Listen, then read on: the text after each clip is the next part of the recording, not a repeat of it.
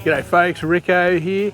Well, you might have seen a couple of little sneaky peeks online of a few things I've been up to, and one of them is this vehicle behind me here. This is my new GU Patrol I picked up recently for pretty cheap. I thought I'd do a bit of a video blog series on the things that I'm going to do to the vehicle to make it suitable for what I'm going to be doing with it. And one of those things is the new show that's coming later this year.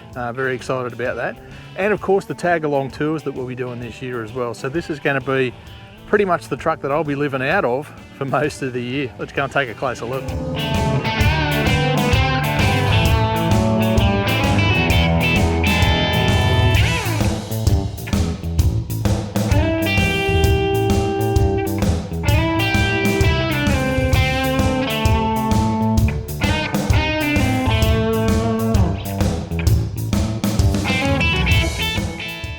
Alrighty, so what we've got here, it's pretty basic, and I think it's something that a lot of people out there are driving or could see themselves driving. It's certainly not an expensive rig by any stretch of the imagination. It's a 2003 GU wagon, 3 litre, auto. Auto for me was an absolute must.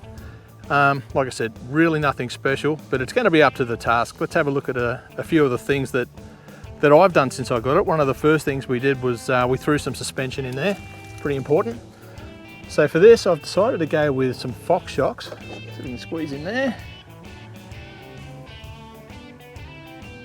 Very nice. Coupled that with some Tough Dog coils. For years I've been hearing about Fox shocks and how good they're supposed to be, so I thought I'd give them a crack and see for myself. It's given the vehicle probably close to 2.5 inch lift with the coils that are in it, but I've still got a few accessories I need to fit as well. So I expect that to settle down to something like closer to 2 inches once we're done. One of the other things that we've done, of course, is a set of tyres, and for me it has to be BF Goodrich. I've run them forever, never ever given me any dramas. Set of muddies, just 285s, nothing over the top. Now at the end of the day, this is still my daily driver, even though I use it for work all the time. So it needs to be able to fit into car parks and be practical, and you know, if you are out somewhere remote and a tyre goes, you're a good chance of finding a replacement in this size as well. So that's basically what I've done to the vehicle so far. Everything else is how it came. So here we go around the front. We've got a steel bar. Down in here, there's a winch. Doesn't work though. It's called an X-Bull winch. I have never heard of an X-Bull winch in my life. Couple of LED driving lights on the front. They'll probably be replaced and upgraded with something a little better. Very, very old UHF system in here. It actually doesn't work. So there you go. It'll receive okay, but it does not transmit. Factory snorkel, always handy. Came with a decent set of side steps, although I wouldn't mind putting a set of rails that go across there from the bar down to the side steps. So we'll see what happens there. Moving out to the back, there's a steel bar here as well. And that'll do the job for the short term. Pretty happy with that. Oh, and the other thing we did was we had a 3-inch exhaust fitted as well. That's come up really nice. Very happy with that. In the back, not much to report. So this is going to Offroad Systems within the next week or two to get a set of drawers fitted. Reversing light up here that doesn't seem to work either. Can't figure that one out yet. The windows are tinted, but I'm not sure if you can pick it up. There's bubbles all the way through it. So that's got to go. I can't have that. That'll drive me nuts. Pretty much the only damage I could find on the vehicle was just down here on the tailgate. Really nothing. I'm probably sure I'll do worse as we go. Inside it's reasonably neat. Got a set of Superfit seat covers on order in camo, so that'll spruce up the interior a bit.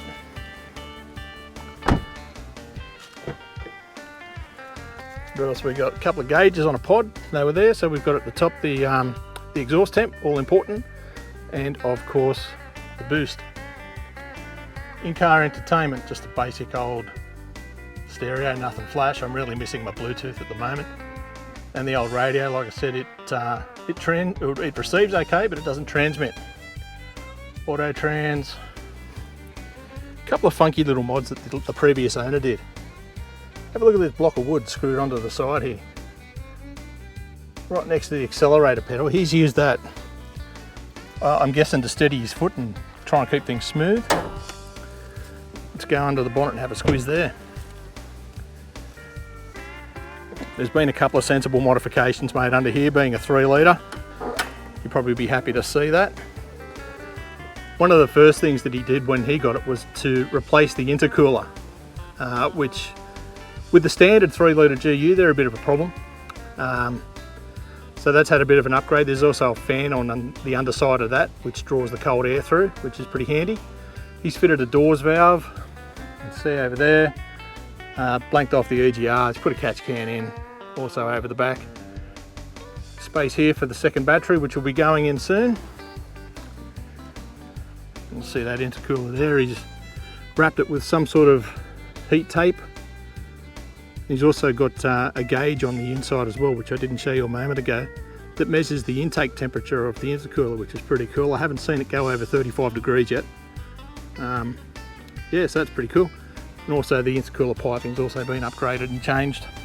Motor runs like an absolute trooper. She's quiet, does the job, ticks along. It's had an ECU remap, so it gets along pretty well, especially after I did that exhaust. The dual battery system, that's one thing that's going to come in for some serious work.